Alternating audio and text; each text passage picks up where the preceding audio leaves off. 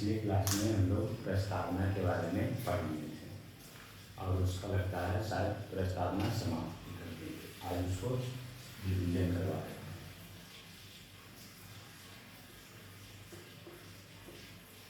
प्रस्तावना प्रस्तावना को बताए थे कि प्रस्तावना को संविधान की आत्मा, संविधान की आत्मा कहा जाता है। और कहे कौन से? तो संविधान की आत्मा कहे थे ठाकुर दास भार्गव। ये बताता है प्रस्तावना को संविधान का परिचय पत्र कहा जाता है। प्रस्तावना को संविधान का परिचय पत्र कहे थे। कौन कहे थे? उसे एल.के. पालकी वाला। उसके बाद बताए थे प्रस्तावना में अभी तक मात्र एक बार संशोधन हुआ है, तो था 42वां संविधान संशोधन 1976। और इसी में देखिएगा 3 शब्द जोड़ा गया था। एक था समाजवादी, दूसरा पंथनिरपेक्ष और एक शब्द था अखंडता। आप जब प्रस्तावना पढ़ते हैं तो यहाँ पढ़े संविधान की आत्मा और कहे कौन? तो ठाकुर दास भार्गव। लेकिन आगे जब पढ़ते हैं मूल अधिकार, मूल अधिकार ये पढ़ाएंगे, आगे बताएंगे। तो मूल अधिकार में बताते हैं वहाँ पे कि अनुच्छेद 32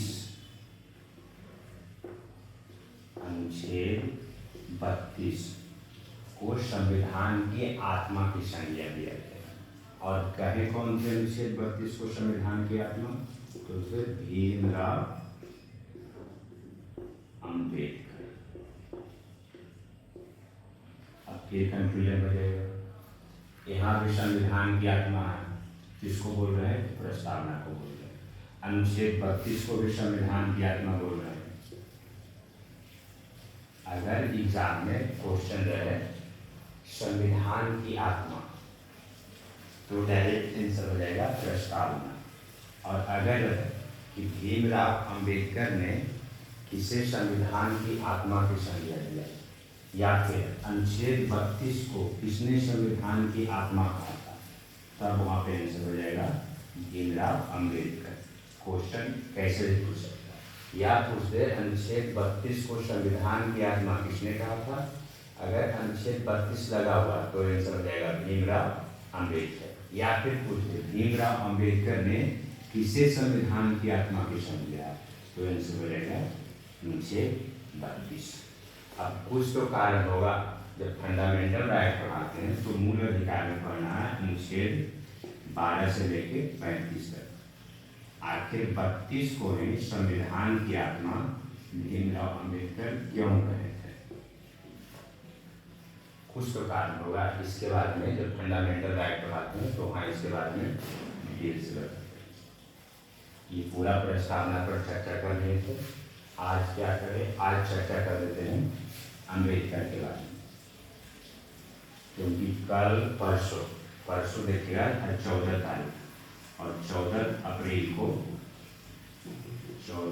को मनाते हैं अंबेडकर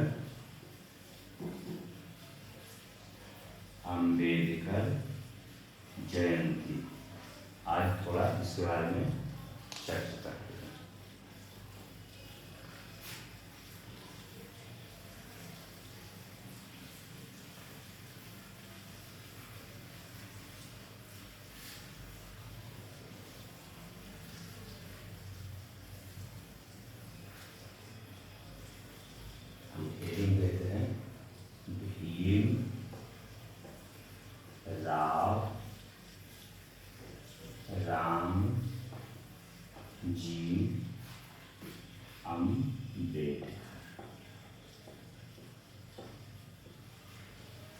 शॉर्ट में इसको लिखते हैं B.R. अम्बेडकर। इन्हीं का पूरा नाम है भीमराव रामजी अम्बेडकर। जैसे नाम सुनेंगे आप लोग महात्मा गांधी, महात्मा गांधी, जिन्हें हम लोग प्यार से बापू कहते हैं या फिर गांधी जी कहते हैं। इन बोल चाल की भाषा में इनको महात्मा गांधी बोलते हैं। पर देखिएगा इनका भी पूरा नाम था मोहनदास करमचंद गांधी।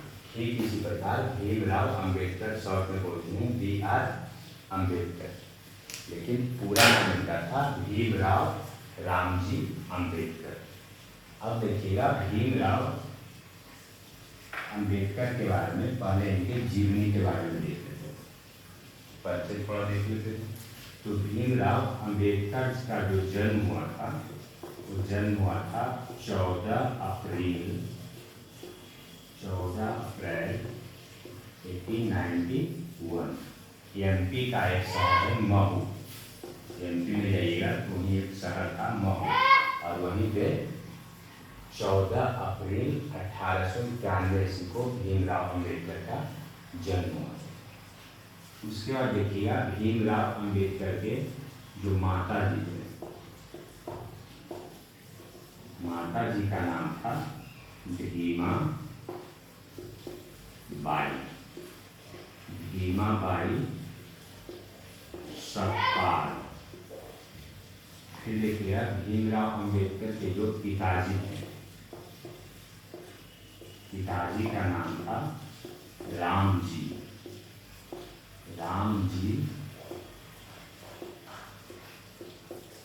सतपाल, और यहीं से नाम आता है। अपने माता जी के नाम से भीम ले लिए थे और पिताजी के नाम से राम जी को ले गया था भीमराव रामजी अम्बेडकर। अब यहाँ पे दोनों में देखिएगा लास्ट में सतपाल लगा हुआ है। माता जी का भी टाइटल में सतपाल लगा हुआ है, पिताजी का टाइटल में भी सतपाल लगा हुआ है। तो आखिर अम्बेडकर उनका टाइटल में कैसे लगते हैं? तो देखिएगा अम्बेडकर के गुरु थे, ब्राह्मण गुरु, उनका नाम था कृष्ण केशव अम्बेडकर, ये इनके गुरु थे। और यहीं से अपने नाम का जो अम्बेडकर लगा हुआ था, यही अम्बेडकर भीमराव के नाम के साथ में जोड़ दिए, और उसी समय से उनका नाम हो गया था भीमराव रामजी अम्बेडकर।